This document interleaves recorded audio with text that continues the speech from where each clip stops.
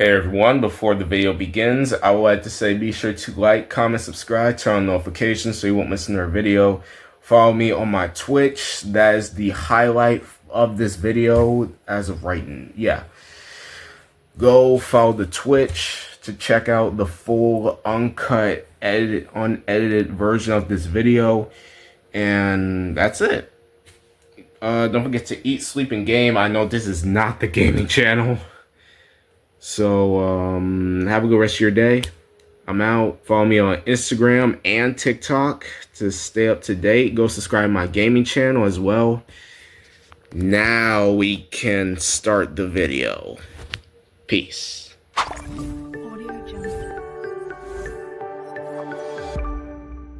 Cinima Con happened this week. Cinima Con happened. Did anybody attend the actual event? Or no?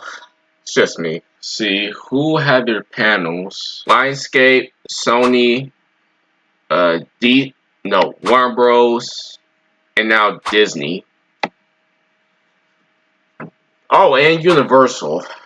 Right. Universal had their panels, but let's start with Sony first. So Sony had their panel where they did reveal a bunch of stuff. They revealed the logo for the new Spider-Man movie starring Tom Holland. Comicbook.com. Let me pull that up. There we go. So Sony had their event, but they revealed some new stuff. Even this logo right here. Even though they also announced it on Twitter and Instagram and YouTube. TikTok, maybe. But yeah. Spider-Man, A Brand New Day. Ah, yes. Spider-Man, A Brand New Day. They have revealed some stuff. We can read this right here. Your friendly neighborhood Spider-Man is getting a fresh start. That's how actor Tom Holland describes Spider-Man: A Brand New Day. Just announced new title for the fourth Sony Marvel Studios Spider-Man movie at Cinima Con in Las Vegas. Ooh, now I kind of wish I lived in Las Vegas. Get to go to stuff like this. Cinima Con. Besides a brand new title, the first not have home, and yeah, it's about time they went with something different. About time they went with something different right here. It's about time. Okay, there's a brand new director, Shang-Chi's destined current taking over from Trilogy Homer John Watts. A brand new logo revealed with the title treatment and brand new cast of characters. Who do we got? Okay, Spider-Man 4 has wind up a brand new title, Sony Pictures, won by CinemaCon in Las Vegas on Monday night, where the studio revealed the Spider-Man No Way Home sequel's title to be.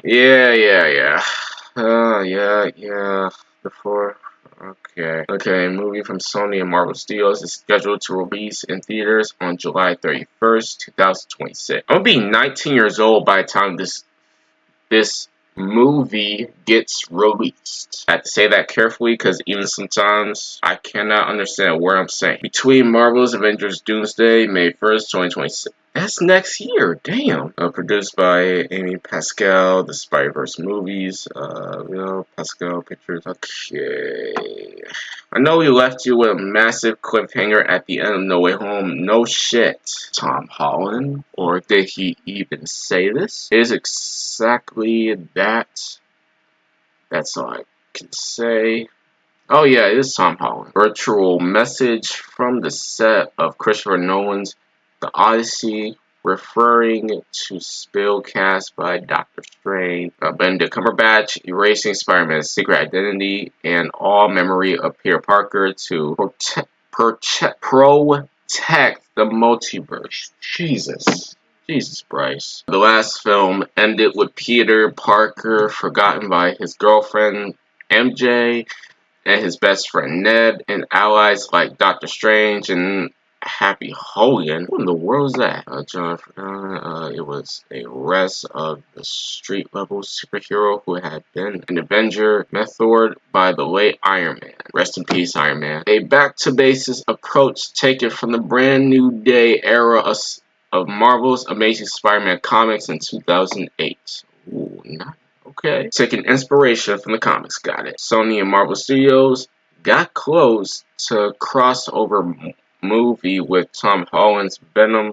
Wait a minute. I almost. Oh, Tom Hardy's Venom and Tom Holland's Spy. I almost read that wrong. I don't know what the hell I'm talking about. Even though that would be an actual crazy crossover, but you don't know at this point that's never going to happen. After Spider-Man unmasked himself in support of the Superhuman Registration Act during Civil War, he eventually found himself at odds with Iron Man's registration. No, Agnada. Wait a minute, hold on, what? Wait a minute, how do you say that name? God damn it. How do you say that? Agenda. My apologies, people. He then switched sides to Captain America's anti-registration team of heroes and was forced to go underground as a fugitive on the run. Fugitive, I hope I said that right, from prison. Wilson Fisk, kingpin of crime, hired an assassin to kill the outed Peter Parker and his loved ones. His wife, Mary Jane, and his Aunt May. It's messed up. When Mary was shot by the sniper's bullet, a black-suited Spider-Man separated, tried to save her life at a time when the SHRA made his outlaw. The events of Civil War and Spider-Man Back in Black led into Spider-Man One More Day, a four-part saga spanning 2007's Amazing Spider-Man. Hashtag no. I guess I could say issue 544 Friendly Neighborhood Spider-Man issue 24. Sensational Spider-Man issued 41 and Amazing Spider-Man issued or I could say hashtag 545.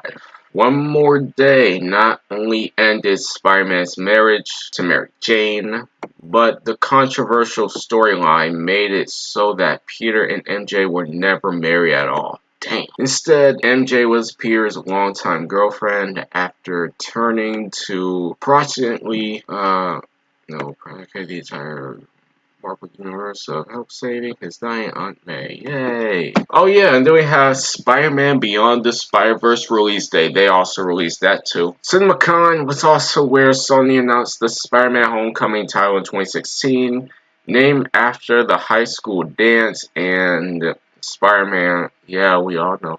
And Spider-Man's Homecoming to the MCU, with debut in that year's Captain America Civil War.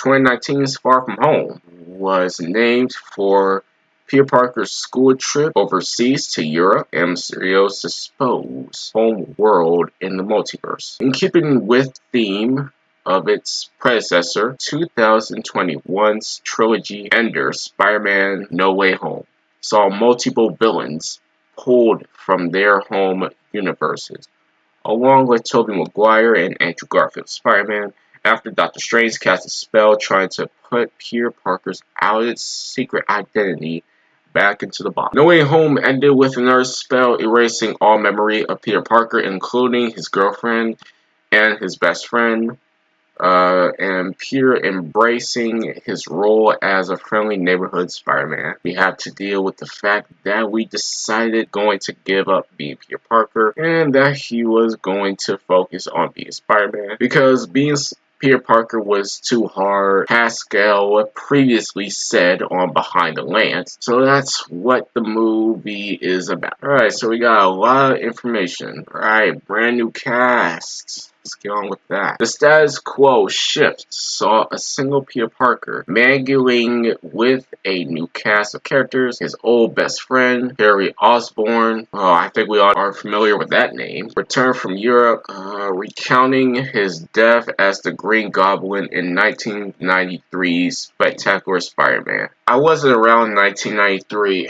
so fresh out of rehab, Harry purchases his and Pete's old college hangout, the Coffee Bean, and began dating the psychotic, psycholite, Lily cast who would later become yet another goblin menace. Here we go on the date. Lowry's best friend, police, forensic, experts, Charlie Cooper, and now a single bachelor. Peter later had a fling with Michelle Gonzalez, the sister of Peter's then. Wait, Peter has a sister? I thought he was the only child. Roommate and NYPD officer Vine Gonzalez. Meanwhile, Aunt May, alive and well, was a bouncer at Food Emergency Aid Shelter and Training, a homeless shelter operated by the May, who learned her nephew was Spider-Man in the Michael's Spider-Man ran no longer knew Peter's secret, and neither did villains like Namor, Osborn, or wait a minute, wasn't Namor in Black Panther? He was in Black Panther Wakanda Forever. Or maybe this could be the comics or a cartoon, because I never seen Namor or Spider-Man interact with each other. Hey, Brock. We all know that name, doesn't need an introduction. Who were long aware of Spider-Man's secret identity. Peter was semi-unemployed, working as a freelance photographer at the Daily Budge, which was acquired by J. Jonathan Jameson, a rival, Dexter Bennett, and rebrand as the DB. Yep, Daily Budge. New villains. Man, this guy looks serious. I'm not messing with him. And this guy too. I'm not messing with these villains. Spider-Man got way too many villains. Way too many. Peter resumed Spider-Man-ing around the time that the villain Mr. Negative, who turned out to be Martin L.I.'s dark side alter ego, sought a lethal poison called Devil's Breath. A storyline adapted in 2018's Marvel Spider-Man video game. Oh, I need to play the 2018 PS4 game. Okay, Spider-Man's Brand New Day era also put him against more new villains like Overdrive, a high-speed techie. My apologies, people. The Spider Tracer Killer, a gang of crooked cops using Spider-Man's Spider Tracer trackers to frame the vigilante as a serial killer. Jeez, what is wrong with these guys? Y'all got nothing better to do with y'all lives? The new Goblin Menace. And wait a minute, hold on. Before I go on, why would you want to frame the vigilante as a serial killer? Let that person do their job. New Goblin Menace, the mutated Frank, the weapon Deadline, Dr. Rabin / a poker social media star called Screwball. I think I watched some gameplays of the 2018 Spider-Man game, and I think I saw her in the game. In some gameplays. It's on YouTube, but I don't know much about these villains. Alright. Let's move on to something else. Spider-Man Across the Spider-Verse, y'all. Spider-Man Across the Spider-Verse. We finally got a release date, or release date as of right now, because that could change. So let's put this one right here. Spider-Man Beyond the Spider-Verse just revealed exactly how it's going to break my... What? What are you talking about? So the release date as of right now is June 4th, 2027. I'm gonna be 20 years old when this comes out. We got 2 years to wait. I'm actually shocked y'all are very patient with this one. Y'all are still waiting to see the end of this animated trilogy. Okay, Spider-Man Beyond the Spider-Verse images hint at a dark conclusion to Miles' story. I know we all saw this online. It's actually really cool. Okay, so we got a version of Miles where he never got bit by a spider and became the Prowler. Okay, Miles Morales versus Miles Morales. Alright, got that. Moving on. Got a whole different side of Miles. Got a whole different Miles. Let's see. And that, I don't blame them. The animation, all those characters... Jesus, that's going to take forever. But looks like from here, I feel like they're getting so much better with this trilogy. I'm telling y'all.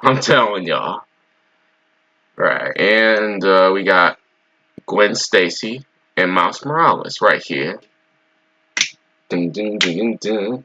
Gwen Stacy. Alright, Brad, stop. Miles Morales. Right, stop it. So I'm guessing right here they're having a talk or something. So far, I like what I see here, especially this one. This is going to break the theater in half when I go see this. This is going to break the, it's going to have everybody go crazy. Where's the image? Where's the image? Let me refresh that real quick. Are you serious? No image? No image here? Oh, wait. We got that right here. I just now realized. Okay. After this movie, Sony needs to spill Spider-Man back to Disney. I don't know about that. I don't know about that. June 4th, 2027. Only time will tell if that's true or not. Everybody's coming back. And Nicolas Cage, Jamel Moore. It's like everybody's coming back. Oh yeah. Oh yes. I cannot wait for Spider-Man Across the Spider-Verse. It's gonna fire ass shit. I'm telling y'all. That is going to be some fire. Yes.